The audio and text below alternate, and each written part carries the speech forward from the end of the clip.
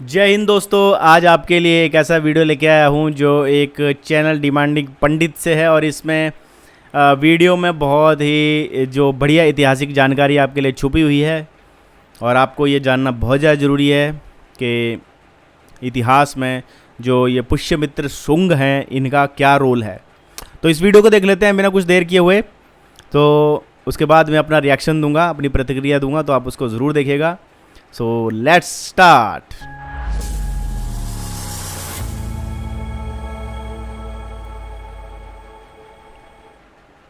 से सींचा है, तभी तो ये भूमि सोने की चिड़िया बनी। महान गुरु चाणक्य ने अपने परम शिष्य चंद्रगुप्त को मगध साम्राज्य का महाराजाधिराज बनवाकर संपूर्ण भारत खंड को अखंड भारत बनवाया।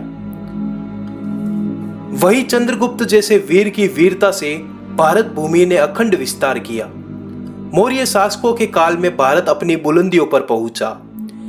इनके बाद के शासकों से होते हुए यह सत्ता सम्राट अशोक के हाथों में आई। सम्राट अशोक बहुत ही वीर पराक्रमी और हठी योद्धा सिद्ध हुए। इनका शुरुआती जीवन क्रूरता से बीता। इसी क्रूरता की वजह से भारत भूमि विश्व भर में पूजी जाने लगी। भारत का व्यापार, धर्म और समृद्धि अपने उत्कर्ष पर पहुंचने लगे। पर इतने महान और कुशल योद्धा सम्राट अशोक ने कलिंग के उस महाविनाशी युद्ध के बाद बौद्ध धर्म अपना लिया और शांति के मार्ग पर बौद्ध धर्म के प्रचार की ओर बढ़ने लगे। पर शांति से शासन को मजबूती नहीं दी जा सकती। सम्राट अशोक और उसके बाद के शासकों के बौद्ध प्रचार से भारतीय धर्म खतरे में आने लग गया। लोग राजाओं के डर से बौद्ध धर्म अपनाने लग गए। भारत की हजारों सालों से जमाई हुई सनातन धर्म व्यवस्था मिटने लगी। वहीं दूसरी तरफ उस जमाने का महान मौर्य साम्राज्य सनातन धर्म से अलग होने के कारण टुकड़ों टुकड़ों में बंटना शुरू हो गया, क्योंकि क्षत्रिय राजाओं ने बौद्ध राजा की अधीनता स्वीकार करने से मना कर दिया। वहीं एक तरफ दूर देशों के राजाओं ने सनातन धर्म त्याग कर बौद्ध धर्म के शांति की राहों को चुनना स्वीकार कर लिया। क्षत्रिय अब तलवारों को छोड़ केसरिया वस्त्रों में भिक्षुओं के रूप में शांति के गीत गाने लग गए। भगवान बुद्ध के संदेशों को दुनिया के हर राष्ट्र तक पहुंचाने के लिए राजाओं ने धन देना शुरू कर दिया। ये कुछ हद तक सही भी था कि भारत का धर्म दुनिया पर छाएगा, पर एक राष्ट्र के तौर पर देखें तो सुरक्षा को खतरे में डालने वाला कदम सिद्ध होने लगा। कमजोर हो चुके मगध साम्राज्य के सम्राट वृद्धरथ की शांति की राहों पर चलने के चलते विदेशी यवन यूनानी डेमेट्रियस ने मौका पाकर लगातार भारत के सिंध पर हमले करने शुरू कर दिए। इन भयंकर हमलों का जवाब देना बौद्ध शासकों के लिए भारी पड़ रहा था। मौर्य साम्राज्य चारों तरफ से शत्रुओं से घिर चुका था। विदेशियों की नजरें भारत की अकूत अपार दौलत पर थी, जिसे बचाने के लिए भारत को अब एक वीर पराक्रमी महावीर की जरूरत महसूस होने लगी। ऐसे वीर योद्धा की जो वैदिक धर्म की पुनः स्थापना करे और शांति को छोड़ तलवार को स्वीकारते हुए युद्ध का शंखनाद करे। ऐसे योद्धा की जो अपने देश, धर्म, धन और समाज की रक्षा करे। और इसी के साथ एक वीर बाहुबली योद्धा का जन्म हुआ, जिसने शांति से पहले तलवार को चुना, जिसने धर्म से पहले स्वाभिमान को चुना। वैदिक धर्म का पतन होते देख उसकी नसों में लहू उफान मार रहा था। मगध के साम्राज्य की ईंटें हिलाकर रख देने की कुव्वत रखने वाले उस पराक्रमी योद्धा का नाम था सम्राट पुष्यमित्र शुंग। पुष्यमित्र शुंग के बारे में मैं आपको कुछ बता दूं। पुष्यमित्र ने मगध के सम्राट को मारकर खुद मगध के सम्राट बनकर ब्राह्मण वंश की नींव रखी। बौद्ध धर्म के कट्टर दुश्मन पुष्यमित्र ने 84,000 बौद्ध मंदिरों को तोड़ डाला। पश्चिम से विदेशी यवनों की सेनाओं का वजूद हिलाकर रख दिया। वैदिक धर्म के उत्थान के लिए क्षत्रियों को सत्ता पर काबिज करवाया। जब भारत विदेशी आक्रमणों की आंधी में जल रहा था, तब ये एकमात्र योद्धा बनकर उठा। आइए देखते हैं डिमांडिंग पंडित के साथ इतिहास के इस अनसुने पन्ने की पूरी दास्तान। इस वीडियो को लाइक जरूर करें। चलिए शुरू करते हैं।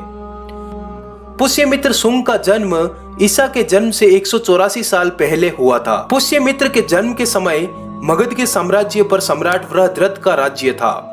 सम्राट वृद्धरथ बौद्ध धर्म अपना चुके थे, जो मात्र शांति चाहते थे।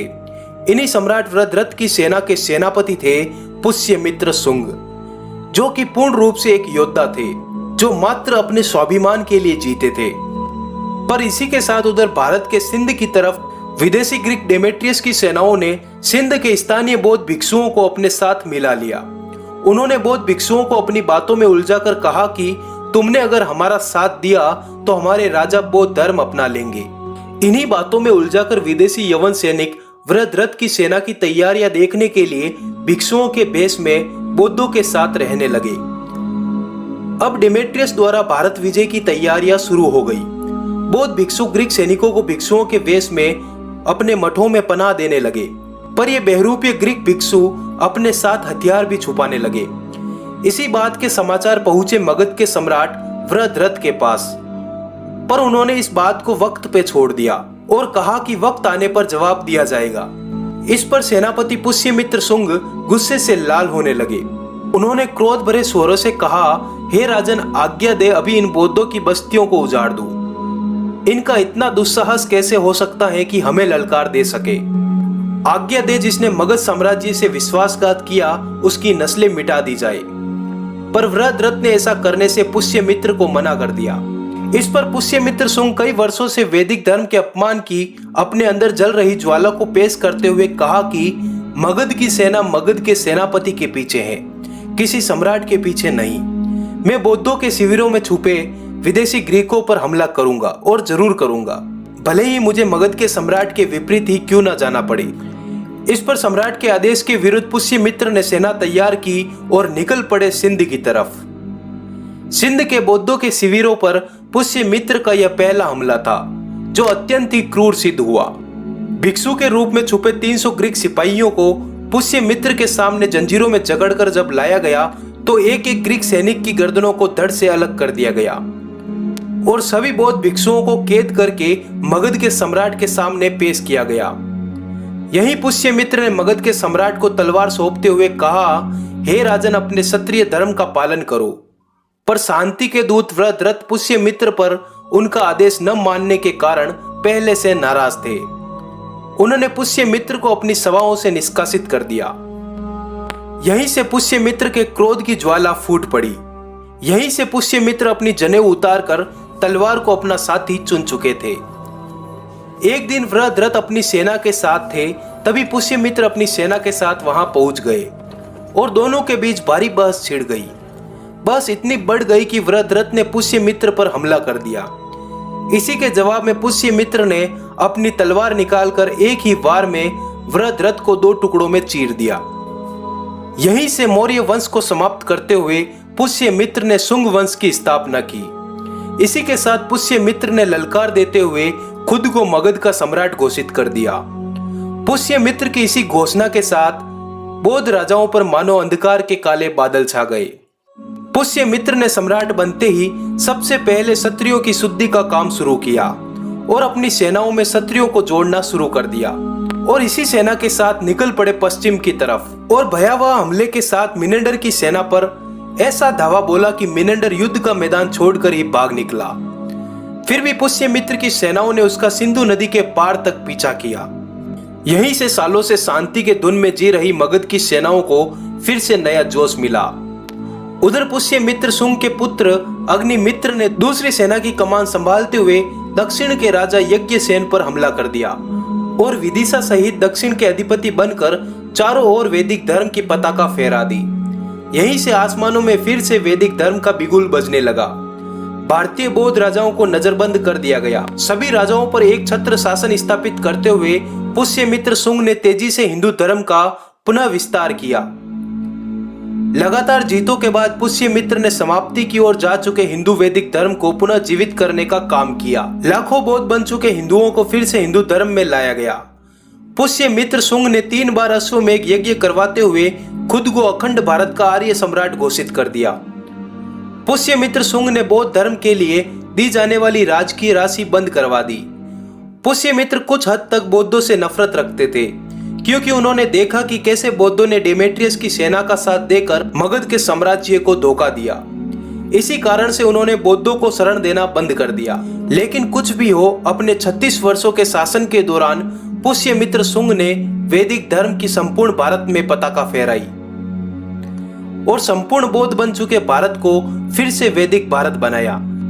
हालांकि कई इतिहासकारों का मानना है कि पुष्यमित्र शुंग बौद्धों के कट्टर दुश्मन थे। उन्होंने 84,000 बौद्ध स्तूपों को तुड़वाया। उन्होंने प्रत्येक बौद्ध के गर्दन के बदले 100 स्वर्ण मुद्राएं देने का फरमान जारी किया। उन्होंने अपने राज्य में बौद्धों के प्रवेश पर पाबंदी तक लगवा दी और हजारों बौद्धों को मरवा दिया। इसी का जवाब देते हुए इतिहासकार डॉक्टर राय चौधरी लिखते हैं कि पुष्यमित्र शुंग बौद्धों का कट्टर दुश्मन नहीं था, वह मात्र सुस्त पड़ चुकी भारतीय सत्ता को जगाने आया था। उसके दरबार में भगवती कौशिकी नामक एक बौद्ध नन भी रहती थी। डॉक्टर जॉन मार्शल ने भी यही लिखा कि पुष्यमित्र शुंग ने मात्र सुस्त पड़ चुके बौद्ध राजाओं पर हमला किया, न कि संपूर्ण बौद्धों पर। तो अभी आपने वीडियो देखा और इसमें जो पुष्यमित्र शुंग थे वो कितने बड़े देशभक्त थे। उनके लिए मगध और हिंदुस्तान और सिंधु जो देश है, ये सिंध का पूरा देश था, ये कितना इंपॉर्टेंट था, ये आपको यहाँ से पता चलता है। देश के लिए वो उन्होंने कितना बड़ा स्टेप लिया और अपने ही राजा के अगेंस्ट में वो गए। राजा को बार बार समझाने की कोशिश करी कि राजा वापस आ जा। राजा जो थे वो बुद्ध बन गए थे, अहिंसावादी बन गए थे, और जो बौद्ध थे वो यूनानियों के साथ मिल रहे थे कि यूनानियों को भी बुद्ध में बना देंगे। क्योंकि जब कन्वर्जन का आपके माइंड में होता है ना, आपके माइंड में होता है कन्वर्ट करना, आपको माइंड में होता है कि जितने ज़्यादा बुद्ध बन जाएं उतने ज़्यादा अच्छे हैं, उसके लिए आप कुछ भी कर सकते हो। अगर आपको इंसानियत का कीमत भी अदा करनी पड़ेगी उसके लिए, तो आप वो भी दे सकते हो। इंसानियत को आप दाव पे रख सकते हो। किसके लिए? रिलीजन के लिए। धर्म तो एक ही होता है, धृति क्षमा दमो रस्ते सोचम इंद्री निर्गृहम धृविद्या सत्यम क्रोधो दशकम धर्म लक्षणम। आप भी श्लोक को याद कर लो। मानवता का धर्म है, इसमें जो चीज़ें लिखी हैं उसको मानोगे तो आप सनातनी हो।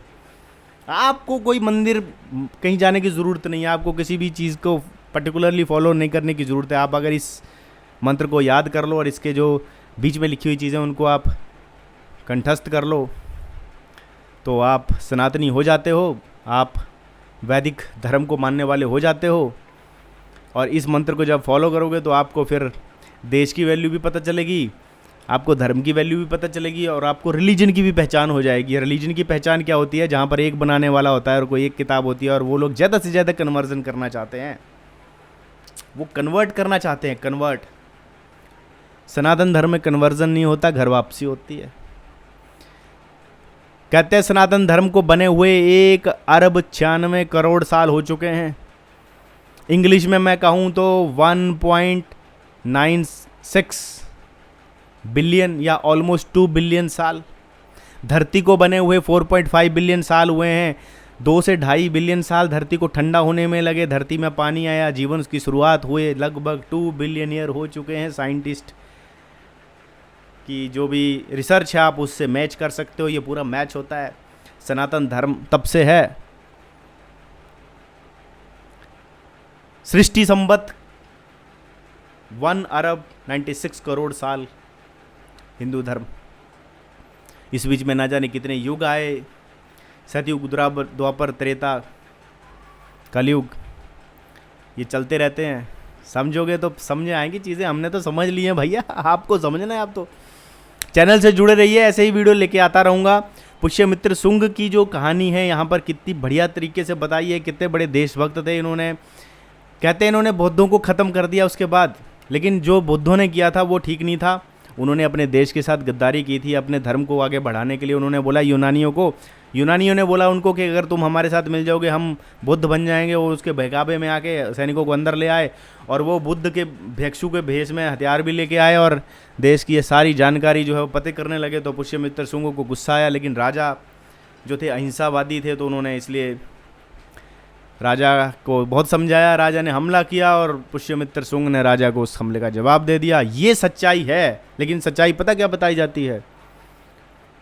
कि इन्होंने बौद्धों को मार दिया। बौद्धों को ऐसे नहीं मारा, अकारण नहीं मारा, जो देशद्रोही थे उनको मारा। और मैं आपको वैसे भी बता दूं, जहाँ पर ये रिलीजन की बात होती है वो हमेशा जैसे कि रिलीजन को ही फैलाना चाहते हैं। पुष्यमित्र शुंग ने बहुत ही बढ़िया एक रिफॉर्म का काम किया सम्राट अशोक के बाद। सम्राट अशोक ने काफ़ी खून खराबा किया, तो उनके बाद उन्होंने बोला कि नहीं, मैं अब जो है वो शांति की बात करूंगा। उसके बाद बुद्ध धर्म फैला भी। और पुष्यमित्र शुंग तो 184 BC में हुए थे। उसके बाद भी आप देखोगे तो 600 AD तक, 700 AD तक जो है वो बौद्ध भिक्षु यहाँ पर बहुत फल फूल रहे थे। तो ऐसा नहीं है कि उन्होंने ख़त्म कर दिया था, ऐसा कुछ नहीं है, लेकिन वैदिक धर्म की स्थापना जरूर की थी पुष्यमित्र शुंग ने। और जो सनातन धर्म है, जो सदा से है सदा से रहेगा, वो तो हमेशा चलता रहेगा। जब भी आप बोलो, कभी आपने आपको रिलीजन के तमके से बिल्कुल बाहर कर देते हो और आप बोलते हो मैं एक मनुष्य हूँ, मेरा किसी भी रिलीजन से कोई लेना देना नहीं है, आप सनातनी हो। बाय डिफ़ॉल्ट डेफिनेशन से आप सनातनी बन जाते हो। दोस्तों उम्मीद करता हूँ वीडियो आपको अच्छा लगा होगा। वीडियो अच्छा लगा तो वीडियो को लाइक ज़रूर कीजिए और शेयर ज़रूर कीजिए। इसी के साथ जय सत्य सनातन धर्म। मिलेंगे नेक्स्ट वीडियो में।